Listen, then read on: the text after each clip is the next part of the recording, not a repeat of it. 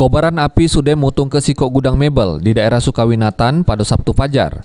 Kejadian tersebut terjadi saat pemilik gudang lagi dak katik di tempat. Cuma ada sikok karyawan gudang yang jago. Sekira kurang lebih 1,5 jam, api akhirnya berhasil dijinakkan oleh petugas pemadam kota Palembang.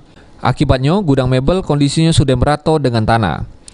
Menurut keterangan Rudi, selaku pemilik gudang mebel, jelas kejadian ini diduga akibat ada tunuhan sampah yang ada di bagian buri gudang. Sampah. Iya. Ada uang bakar atau mana, Pak? Iya, ada kemarin tuh ada dimati, tapi apinya rupanya makan dari bawah kan sampah-sampah. Banyak kayu kering kan loh di belakang.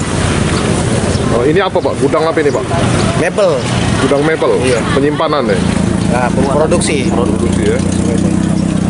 Oh, jadi berapa, Pak, nilai kerugian kita alamin kira-kira ini, Pak? Banyak lah.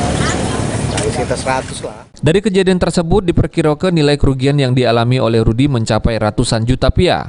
Sementara itu beberapa mebel yang idak melok tetunu untuk sementara ditaruh di pinggir jalan. Firman Hidayat, PAL TV.